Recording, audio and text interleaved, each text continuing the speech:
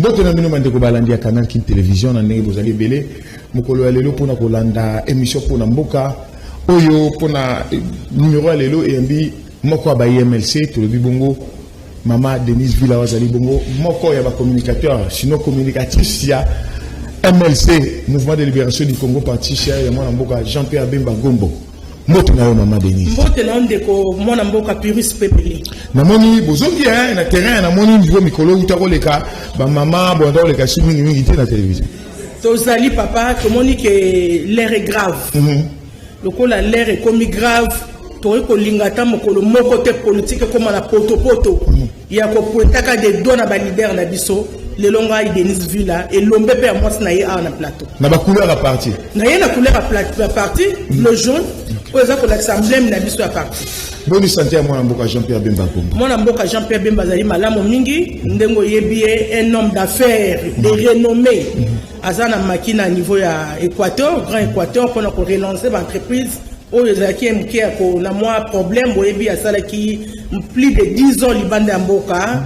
Azaki na prison, après prison, boyebi asala au moins pratiquement 11 ans libanda. Nde na moi koko so l'entreprise ezwaki aïe a replié la province à Grand Équateur pour me relancer l'entreprise. Voilà pourquoi mon amboka Mikolo Oyo azana en Équateur mais santé les aliments là. Parti en absence bon. Je ne parlais pas. Nous, on a mis dans parti dans le contexte de Kinshasa parce que nous gérons la vie de Kinshasa. Mais surtout dans le contexte national, en tout cas, dans mon cas de partout, comment les rapports viennent, les partis fonctionnent bien. Mais dans la ville de Kinshasa, tu dois garder cap parce que Kinshasa est la capitale, Kinshasa est le miroir. Donc, d'ailleurs, lobby pour votre information, on sera reçu par le comité fédéral Yamaloukou. Okay. Donc, le MLC travaille sur le terrain. Biso toi ko revêter que ça la ka revendication pamba pamba. Toi ko ça musa sur le terrain pour na ko lengela le prochain cycle électoral, toi ko préparer ba candidat na biso à tous les niveaux. Voilà pourquoi biso MLC chaque semaine tu as toujours na descendre sur le terrain. Bah maman parce que bien vous a dirigé na maman hein, vous appelez la Ligue des femmes à MLC, ça OK un peu malade. Oui, bon, Ligue des femmes, bien que je ne suis pas du département, mais en tant que femme, je sais que Ligue des femmes est la malamu, pour nous, qui a activité na bango, na niveau ya siège à parti. Puis d'ici là, je crois Ligue des femmes n'a pas la sortie officielle na bango. Donc, quels sont les cadres pour gérer Ligue des femmes na ville à Kinshasa et puis dans différentes fédérations où ils allaient na quatre ville à Kinshasa. Parlons la Mouka, c'est vrai. MLC dans la plateforme monnaie, aux plateforme électorale, comme plateforme politique, aux abonnés la Mouka, mais la Katia la Mouka, tout le monde en dirait, bon, on a évité sur la démocratie, tout le monde a polémique, sur le pays, en tout cas, on a évité. Moi, que batu mususu baza nzela mususu batu mususu baba nzela mususu na talaka makambo za ole kasi mikolo na politique na initiative ya tata mokonzi wapi a bekangi batu baya na consultation. Tout le monde politicien, il y a un président national à MLC. Donc, Moïse Katumbi a dit, mais le quoi, il y a 4, mais tout le monde a été. Tu crois que la Mouka divisée par deux? Oui, Ndeko Pyrrhus, merci Mingi Namotunawana. C'est la question que beaucoup de téléspectateurs demandent et beaucoup de Congolais et Congolais vont demander. Bamoni na kata plateforme la Mouka na kobana liboso na introduction avant na kota na développement to créer qui la Mouka pourquoi to créer qui la Mouka à la veille des élections comme dans tous les cycles électoraux ba parti politique no bi que politique est dynamique pour ne pas aller seul to ça ka toujours ba plateforme ba regroupement ça ne date pas seulement de 2018 so on a dit to dans la genèse l'élection bandaki na 2006 oui après signature d'accord global inclusif tombe na mboko mona mboka Bemba aye comme président de la République vice-président de la République pardon après na impliqué fait que ne m'a nominé en 2006 na 2006 pour to ça rappeler ma plateforme to ça rappeler ma regroupement je me souviens le MLC Bemba avant un premier tour il y a eu des partis alliés yaka to créer que le comme on a combo ya Renako. Je crois d'accord regroupement des Congolais, quelque chose comme ça. Tu crées que Renako pour soutenir candidature à mon amboka Jean-Pierre Bemba la première tour. Tant que mon amboka Bemba qui ma économie. Tu vois comment que Bemba qui parmi les meilleurs, score malamu, il était sorti deuxième après le premier, je ne citais pas les noms. Tant que moi, Bemba bimi deuxième, baninga mosusu bazaki bakanda bazwaki ba pourcentage ya moke babite et sengel bisoto sangana autour ya moto abimi deuxième. Basangana ka ba créer ka plateforme na kombo ya UN. Population fona na histoire malamu. UN élection union pour la nation congolaise. To créer ka union pour la nation pour la soutenir candidature ya Jean-Pierre Bemba na élection à second tour. To ke élection second tour, oye koma ki boye bakia. Même logique avec la 2018. Bemba qui avait gagné les élections.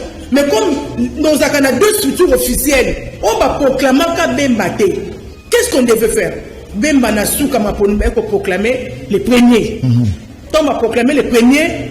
Lui, en étant sûr des résultats, il avait obtenu au-delà de 60% les résultats de ce Dakar compilés par les catholiques sur toutes les temps de la République démocratique du Congo. Mais on va publier Moutoumousouzou.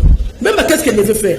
En ce moment, sous la rébellion, Kozamandouki, moi, je vais habiter, na Kozamandouki, na combo ya paix, na combo ya bandeko, Congolais et Congolais, je suis Congolais qui sont, j'accepte l'inacceptable.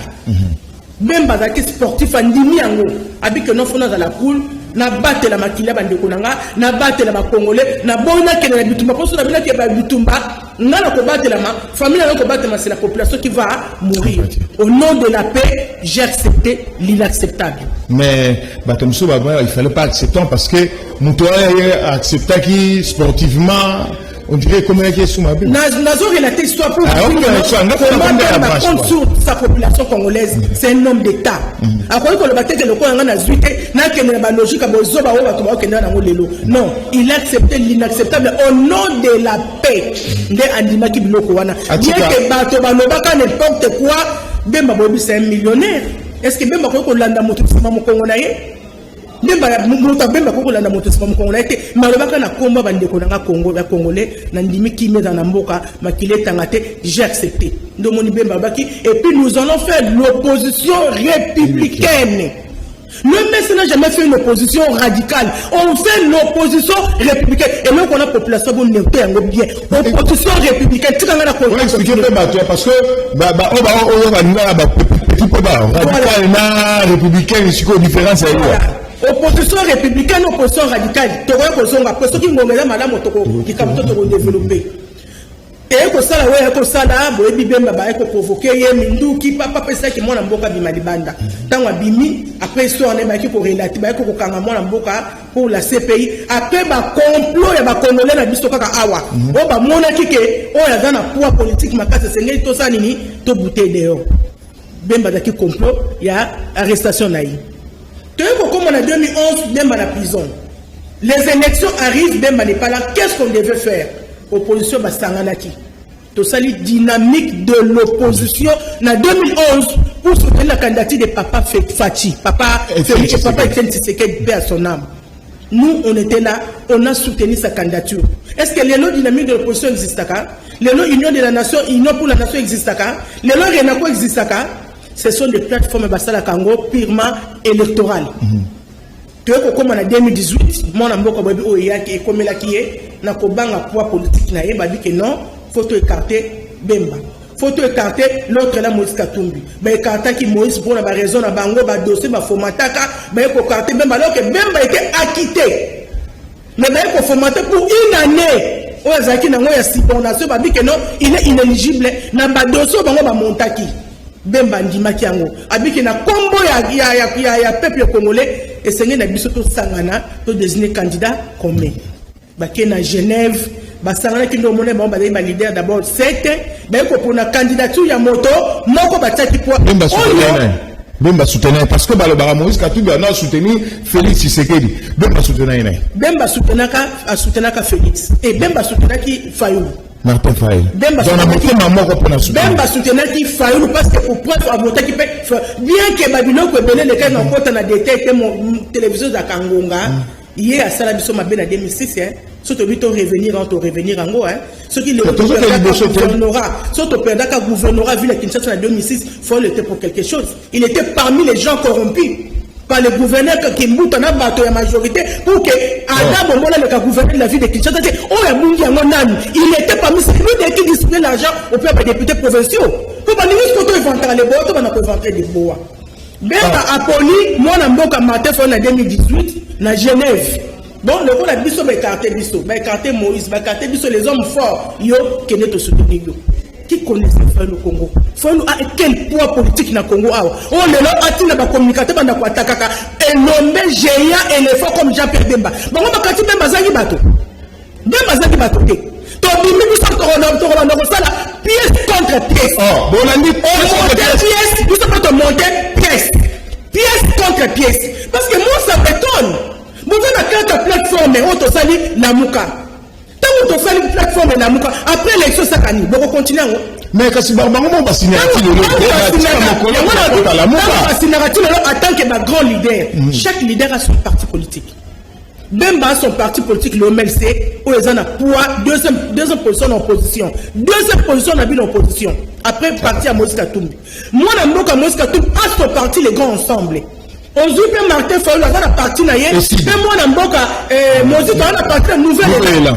Batika la bango 4 pour ne pas que zone de la Genève Genève Cameroun le lo bazali 4 la tournoi to basala ka tour il y a présidence il y a Lamuka ce que les consultations yendeko ngana ko banane consultation que mi connaît qui to moni moi mboka Fayulu j'ai beaucoup de respect envers lui c'est mon grand frère to moni fait on a présenté biso plan sortir crise. Ok. Oh non, plan sorti à crise, mboka notambo malamote, coalition coalition Kashina FCC, tout le monde mboka da bloqué et sengeli ngana nzela plan ngai, plan sorti so ya moi sengato kende na dialogue. Qui a commencé ça? Plan de sortie à crise n'est pas bouti biso na nini ndeko. Alingaka solo ngona nani? Alingaka solo na nani yemeko?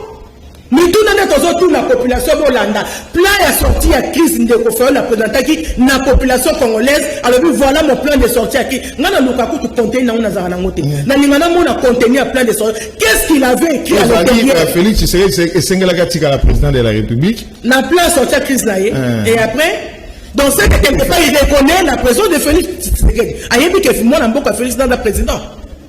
Oui, donc il y a un plan de sortie à crise là. Et puis, quelque part, il a même proposé des ministres après dialogue. Donc, il y a des exemples, tant moi, Bemba va consulter en premier. Il y a la logique en vérité des îles, mais que nous avons soutenu Pyrrhus.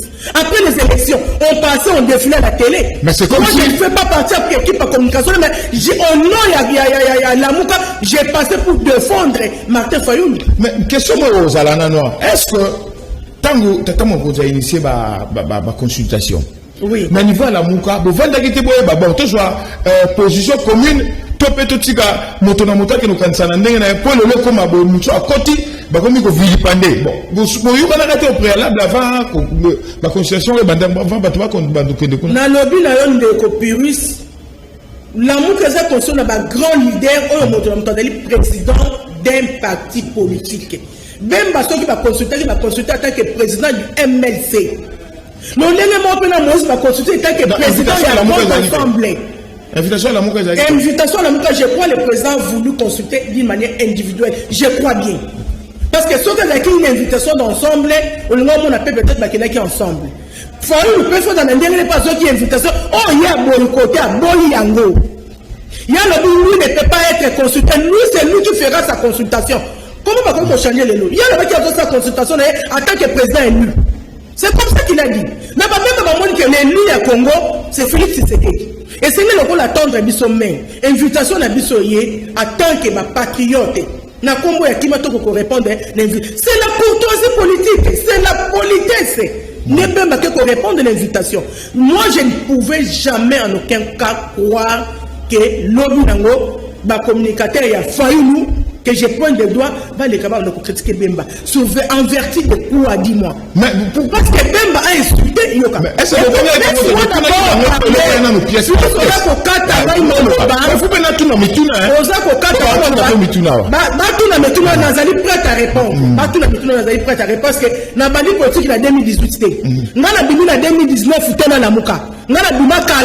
ba yebi Denise la tombe car na écran to ça ba comme ba yebi biso nazali politicien après pour madame formateur de madame 2019 non l'ango moni madame excès des ailes nous optons toujours le comportement de notre leader n'a pas l'habitude de trop parler comme on le va toujours va répondre souvent les imbéciles par quoi c'est ça bah toi c'est pas ça on par un silence voilà mon mboka bemba bino comme ça monsieur le caractère la bon répondre parce que c'est un homme grand sur l'autre bito le parce que to moni bato baza ko leka na ba fourmi na ba mpuku na ba niao n'importe quel sont les cas azo porter du doigt na Jean-Pierre Bokeba Bemba c'est un homme d'état Bemba c'est une personnalité politique bon moi qui bino la consultation la première personne à être reçue c'était lui donc Bokeba Bambolo na mike bato tina ba télévision pièce contre pièce posant la bino maman Denise Villa c'est quitte ça moi OK n'a dit que pièce contre pièce mais quitte ça moi quitte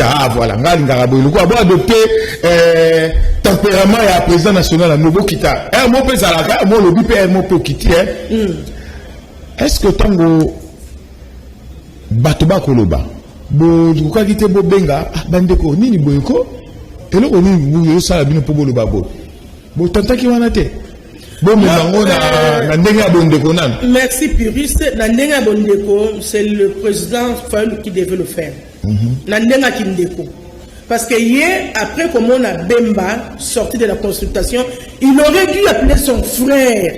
Ah, ndeko na moni obimi la consultation, mais ngai koto na ibite zali boni. C'est entre eux. Mais ce qu'on dit que entre eux na moni ba soro ki malamu te, nde leader mo surtout fa ba ni ko larguer bato na yi. Ngala ko condamner ba bona te. Pour la bino ba larguer ba ona te. Ba larguer ba ngo oui, ba larguer ba ona terrain bo kende, bo critiquer Moïse, bo critiquer Bemba.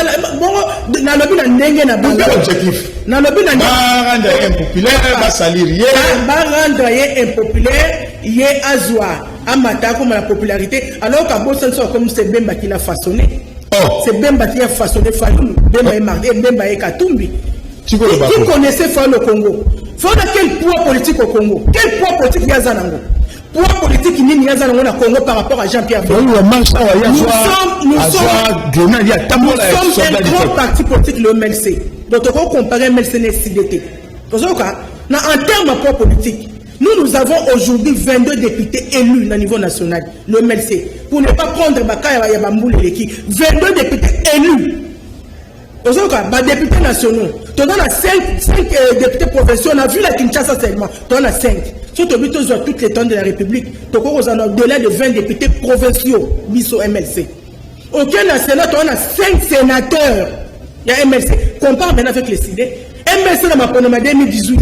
Donc, il n'y a pas en tant que recoupement, donc il n'y a pas en tant que plateforme, le MLC est à nos élections seul en tant que MLC parti politique. Donc, on va pouvoir le Babiloko, les CD représentent quoi par rapport au MLC? Il représente quoi? Lui, il a porté derrière Laurent, Jean-Pierre a porté, on a planté parti. Le parti n'est resté que des noms.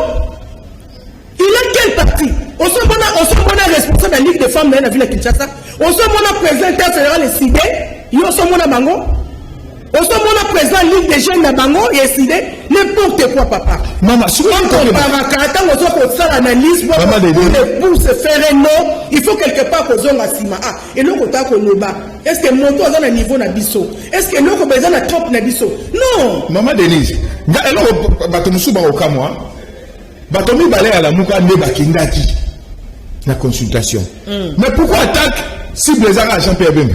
Je ne comprends pas. Moïse, on ne cite pas, et l'autre côté, Jean-Pierre Bemba, c'est alors il y a l'autre moment pour Yamabe, tout ça qui est l'autre moment Yamabe, il y a besoin d'attaquer. C'est la haine. Tu peux comprendre que Fayoulou, c'est la politique de la haine. Il y a l'INA qui a instauré dictature à Katsalamouka. Namouka n'est pas un parti politique. Namouka, c'est une plateforme dans le lobby. On a une autorité morale. Tu es dans la présidente. Donc, montre libre.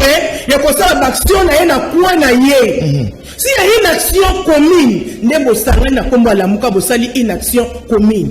Bon, nouvelle élan, comment ça s'appelle encore? Adolphe Mozito. À ça, va déclaration tant d'aki menacé. Est-ce non? Avec s'il faut côté la Rwanda, côté Rwandais. Quand il a fait les déclarations, ça qu'on a combattu. La combat parti naïe. Il n'a pas fait ça au nom de Namouka. Parce que c'est n'était pas une action commune, c'est-à-dire action on le lié à ça qui a proposé. Souvent, je ne comprends pas pourquoi il faut nous s'attaquer seulement Bemba. Quelque part, il faut nous la perdre. Donc il y a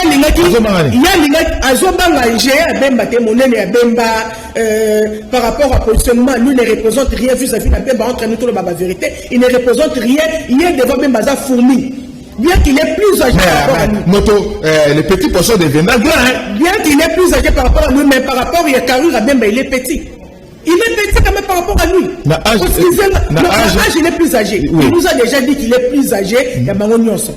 Vous comprenez? Mais l'âge politique, qui a plus l'expérience? C'est Jean-Pierre Bemba. Ce qui est là que. Il y a une conférence nationale souveraine. Non, on a tout le poids politique. Qui est le poids politique? Abana conférence souveraine, oui. Quel est le poids politique que Femme a au Congo? Quel est son poids politique par rapport à Jean-Pierre Bemba? Jean-Pierre Bemba a un poids par rapport au nombre des élus. Il a un poids par rapport au nombre des députés provinciaux. Il a un poidd politique par rapport au nombre des sénateurs. C'est ce qui compte. Nous, il faut comme les députés. Députés, il y a Sida Obeyomoko. Quand vous décidez, nous de l'opposition. Députés Obeyomoko, Alexandre Cyprien Naï. Mais on mais tout le monde va avec il y a 5 ans. Bien, beaucoup pas tata mokonzi avec à 5 ans, va consulter, bataille batapoa, bango bakena bango pas Joseph Kabila président à la sénateur à vie, mais pas failli. Non, Batali Batapoa te fenani de Copyrus. Batali Bato Bazali vexé. Bato Bazali peut-être négligé auprès du président. Ne bango ba prêtre baza mosala bango za nini ya konuka kimia non bango baza te pona kopanja bango rona bango bake pa mokonda mboka yebisi bango abike non ngai poso na ngeza boy bango babite na kombo ya kimia et c'est to kepe ko yoka bawo to yoka pe bango exactement parce que bango baza plus fort que les autres non bake ko yoka son de cloche na bango qui sont des cloches il y a fallu qui sont des cloches il y a moi mboka Kabila pe bake ko sont des cloches il y a premier ministre Inou Kamba ils ont fait ça parce que bango que peut-être bango badaki de ne pas être consulté il y a moi pour la apaiser la tension bake vers bango. Mais ouais, comme une consultation bizarre, on a sa consultation parce que Naouta Olanda, moi en boca à tout le porte-parole à FCC. À lobby, ma consultation là, ils ont un objectif, il y a qu'on étouffer FCC et puis qu'on tient moi en boca Joseph Kabila hors jeu. Il y a un côté bango basango bango to kende. Tozwa bango tozon sabango na kati ya basango na kombo ya kimia bako ko lingate lelo. Ce qui te kokende pe ma soko ngo de babenga ka dialogue et que FC Sadani bada ba ko linga ngote ba ko linga biso nyonso je crois que l'année qui interview mon amboka Jean-Pierre Bemba à la sortie à consultation na yé à lobby je n'ai pas trop de commentaires à faire mais je suis pour le dialogue entre Congolais il a dit ça tout le monde est pour le dialogue entre Congolais c'est-à-dire azako boya exclusion so ba dialogue entre Congolais y compris FC Fazala non y compris Martin Fazala et c'est les deux arabes sont nyonso ba idée na biso converger to yoka mona mboka Martin so plan de sortir crise dans tango awa oya ndeko Félix tango awa oya FCT awa to sangana biso sanzaba to so la poto longa la kati ya crise oya na mboka c'est ça l'objectif mais ngala yoka mona mboka atundu alobaki tata mokonzi a ça non étouffer FCC batia Kabila oje afin que bazongela Bil na bango ya Genève basangana. À cause de la raison. Non, bon, on a coquille nazali mon santo te, on a yé ba ko répondre à la question mais on a toujours interview à mon continent. Il est pour le dialogue entre Congolais.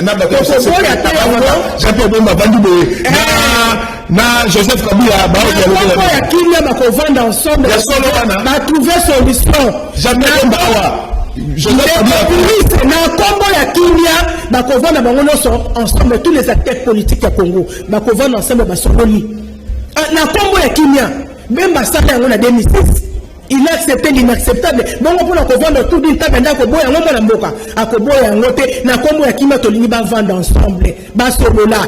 Mais loin de là que non, Bemba était corrompu, Bemba fait ceci, Bemba fait cela, mais pour le partage de pouvoir. Bon, on se dit que Martin Folo est ensemble dans Bango. Qu'est-ce que ces communicateurs diront? Des copyrus. Donc, moi, on a prendre parce qu'il y a un montant de à proposer qui a un. Ce que le toqué dialogue. Et ça, qu'il n'y a pas eu ensemble là, baninga nae. Maintenant, ces communicateurs diront quoi? Moi, ça m'étonne. Wana babenga ngo to benga ngo na nini bazo sala déviation ba idée bazo linga ba dévier bon nous na mutu musu pour que bino bo mata mais ko sala makate parce que biso ba communicateur ya moi mboka Jean-Pierre Bemba tozali pièce contre pièce ko la maloba kama beza na moto abandaka mabeza na moto abandaka loko bango babandi mabe to ko kena mabe wana pièce contre pièce. Maman Denise, est-ce que MLC Zazali vous allez prêt yako Koulamba sous bande quoi ici parce que comme une guerre ba communicateur tant sous balidé ba vendre ba on est ba ta ba bien tala ndenge ba ba bunda kuna est-ce que vous après vous vendre ce tikamo parce que bateau ba Rolanda mo bazo ba la mukato teli qui tala ici comme iboé moi espoir ko qui matin na population ba tirer li qui na ba on la muka. Bon, le but d'abord, comme on va ensemble de coïncider, toujours la politique a toujours été dynamique. Dans la vie politique est dynamique. Les alliances se font et se défendent. Bon, vous avez une alliance là, baninga mo bolelo. Le but pour Panzani, bon, on a simasi que l'électorat msusu bosangani. Tala kaka ya Martin Fayulu a trahi ça en 2006. Il n'a pas voté pour Adam Ombole. Alors que lui, il était seul et lui n'a parti naïe à l'ingaka de la candidat vice-gouverneur. Le fait que Balinaka était, il y a quelques intentions que Baninga msusu va voter Adam Ombole était MLC, bangono se basa nini, ba perdre. Si vous avez une conclusion en 2006, on a une haine contre moi, dans Martin Fayulu. Jean-Pierre Bemba a une haine contre lui. En 2018, non? La combat intérêt national. Le secrétaire général a accompagné. Voilà. Le secrétaire général a accompagné dans ma province, non, avec risque et péril. Bon, mais ça tombe en boca, ces jeunes habitués basés, ils même sac avec de l'argent. Avec toutes les pièces qu'il avait à l'intérieur, car on a accompagné campagne à Martin Fayulu. Ne sois pas ingrat. Ne sois pas ingrat. Tant que tu as un bateau, tu as un bateau. Donc, il y a une zone où tu as un bateau à décider. Si tu as que le bon bateau, tu as un problème. Tu as un Hollande, non? Tu as un Hollande. Tout le monde peut bouiller, il y a un maman Chantal à Bandi. Non, je vais vous combo à Chantal, autant que la combo est pété. Bah, dans la trempe à Jean-Pierre Bembaté. Chantal a mon les caractéristiques critiquenga. Et Penga les cas critiquenga. Mais Chantal a pas critiqué Bembaté. Le quoi la banque babani a poussé to bandia. Ah oui. Chance nous on peut ça la consultation tata mokondia on ça. Ba consultation dans autres sango kaka na souhaitant bonne chance que tozaki na crise na mboka o motonio so monaki que le pays ne marchait pas. Motonio so dans la mise so monaki yango. Alors tokolinga tant que tu as un dialogue, biso sur na seza même biso na dialogue entre congolais. Bango na bango acteurs politiques ou biso na biso acteurs so tozoa chance ya kokota dialogue wana tokota to yokana. Qu'est-ce qui ne va pas? Et gâteau comme anticonstitutionnel na pété na mal. Na ma idée na biso toza na esprit ya partage ya gâteau pour preuve wobi MS na ba sanction da ka premier. MS na ba sanction da ka premier. Donc, il y a une concertation en 2015 qui est chapeautée par moi, Mboka Kodjo. Motonio sur le Biango. Même dans la prison, mais tant que vous consulter plus que Jean-Pierre Bemba, partie de la haie. Même le bloc qui ne copie sa expertise labino, mais il a même compte à concertation. C'est lui qui a donné l'autorisation. Donc, quand on compte à consultation, n'a pas idée à partager pouvoir lier. Vous avez qui position. Jean-Pierre Bemba, niet, donc il faut partager pouvoir que. Bon, personne n'a dit bonzonga. Basous ba c'est pas là. Ba on va qui débaucher. On va se faire ba linga ba contre gouvernement. Ba contre qui fait sous la ngona fini. Tous ces gens ont été radiés. On avait radié à l'époque 7 de nos députés, 7 de nos hauts cadres du parti où j'étais le nom. Bon, il dit ba ngona sorti le ba na gouvernement. Na combo ya Jean-Pierre Bemba total statut na biso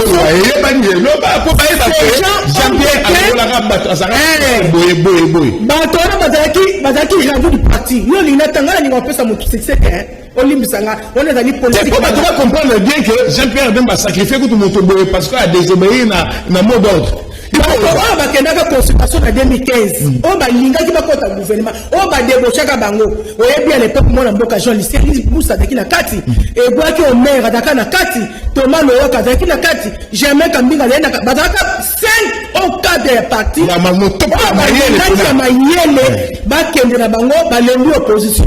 libumu na bango babaka le ventre affamé na point d'oreille to ba yoka kinzala biso tino to continuer na nzala na biso ndeko Pyrrhus tino na ebi ke mo biso ki bemba zui bokondi na kolia gâteau na ngane sengo nyonso parce que j'ai gardé le cap, j'ai gardé la constance, j'ai gardé la fidélité envers mon parti. On a baraté. Vous comprenez? En 2015, batona nous sommes bien to radia bango du parti, bakenda MS Kota pouvoir. Donc que la concertation sur la 2017 aboutissait na l'accord ya Saint-Sylvestre, moi même ça participer. Il y a un aspect on est comment? Moi na mboka Kabila débauché il a débauché. Est-ce que même ça fait plus part? Le monsieur n'avait pas pris part. Donc, tout le pays, Gasson, Babobi, dialogue pour la cabo l'expertise, pour les expériences, on a dit ça, tout ce que nous avons pour la partage, il y a gâteau, les gens doivent le savoir. Biso programme, mais biso pour la mboka, j'ai pas de bango, au effort, tokende, sous comme élection, balakisabile na bango population peuple a sanctionné population biso to kokenda maponomi so ba ko tamba maponomi na 2023 na 2024 biso to ko soutenir ma réforme électorale to ko soutenir réforme constitutionnelle entre autres to ko bima de premier tour moi na bango toujours deuxième tour et c'est ezonga élection d'où il faut pas toucher article wana na kata constitution ma réforme électorale là on avait exclu d'autres politiciens au Congo et c'est une inclusion et en 2023 ça la réforme électorale tant qu'il y a ma ponomie proprement dit pour que MLC a participé mais nous comme on va que tous qui pour qu'on soit gâteau pour le Félix c'est que Bemba comme président par quel bâton magique on le Félix pour que Bemba comme président de la République parce que Bemba dans la Trump à président même pendant la Trump à président de la République donc nous sommes reconnaissants pour nous prendre un côté pour soutenir dialogue entre Congolais donc ne pas que nous Kimia pourquoi du tout mana est Congo dans ko silaté pourquoi va fonctionner comme on a ça pourquoi ça va pas fonctionner dans ko mataté pourquoi gratuité enseignement autopreneur qui lobby ils ont inscrit même l'article 43 constitution pourquoi gratuité dans ko sala maté et c'est les bana mboka basolona ba pesa ba proposition pour la ko bima na crise oyo ils allaient servir na mboka maman Chantal oui dit que Jean-Pierre au moins si au moins bon bolimbi c'est bino na bino bala la muka na ekufite non la muka c'est un état d'esprit la muka est un état d'esprit si on peut ça là que bato pe mon la muka est mutu moko ko longola moto na la muka azatene na zoka bato il s'est auto-exclu mais comment on va s'auto-exclure n'importe quoi nous sommes là Bemba est bel et bien dans la muka nous sommes dans la muka nous sommes nos 4 moto ko boma la muka te yeso ka za idée faut le kotika na la muka nenga tika ba plateforme nyoso atika na dynamique de l'opposition alini pas ça kapana na la muka non la muka to za biso banso na 4 tozali Maman Denise, je dis que les gâteau, bino zakunate, partage à gâteau, mais biso ça qui n'a ngongabé tout ça qui moi micro paladeur tout tambusi bateau. Tango ba moni bemba ke bo s'attendre nini na likambo ndenge mo mboka Jean-Pierre Bemba ke consultation. Et bele ba biso toko zela na bisayo. Biso toko zela ba pesa e défense assise à tiers so kimia na mboka ba to ba ça des ordres na esekuna. Et si là, bon, si quoi, ce qui population au sein d'un que Félix Parobi, que moi en boka, de Koranga et Toragina yo, tout le temps, Banata, mon kémet aux Zongani, mais Namoniawa, Ngayawa n'a coquité, sous l'angaï, nos joies de France, pour Tchapé Kimia, au nom et à peuple. Donc, bien, puis sous gâteau. En tout cas, Pyrrhus, pour Nawana. Na koyi ko prédire le loke non Bemba denga kene constitution dali po akoma ministre de défense na yango na lobike oui peuple sengi mais peuple senga to ke maponomi ba eli Jean-Pierre Bemba ba senga pe Congo to lingi to ke maponomi Bemba comme président de la République c'est le souhait à biso ba to MLC pe na population mususu ba on ba sengi bongo ba bosani ke coalition c'est caché ezali nanu jusque là ba biso te ke coalition et panzani jusque là le chef de l'État a consulté.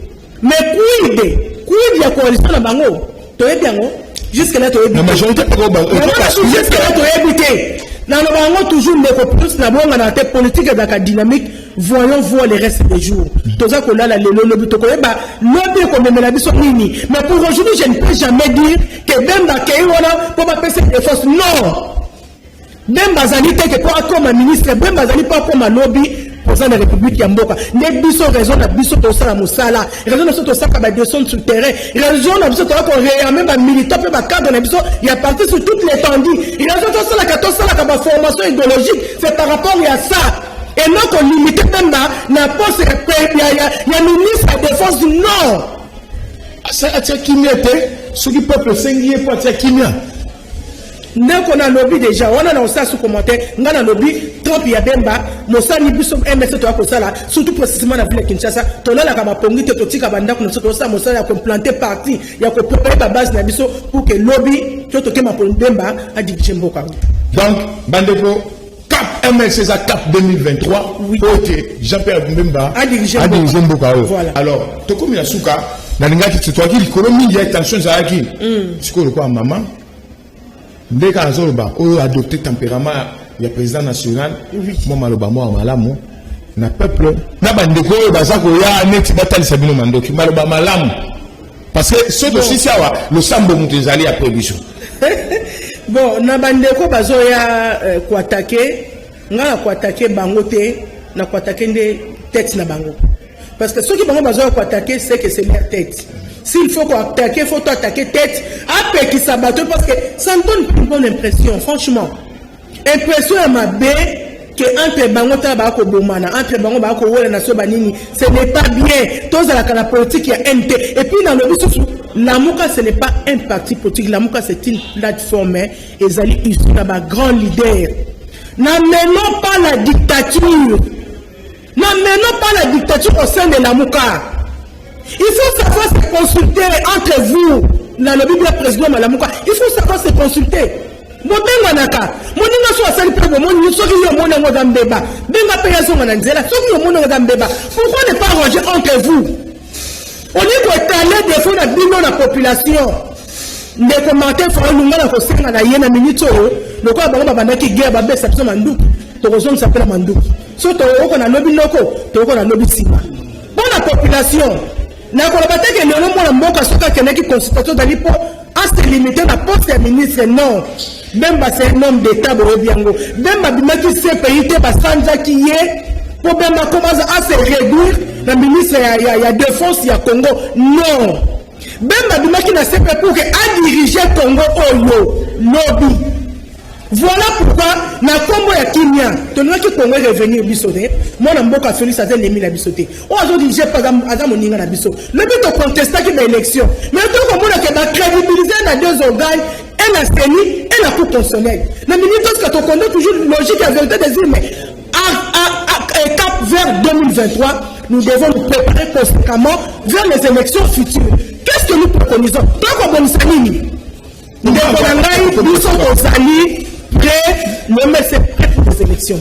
Tous amis na terrain. Mais cela n'exclut pas qu'entre les Nunga, les acteurs politiques congolais, vont avoir le tour d'une table pour Barcelone.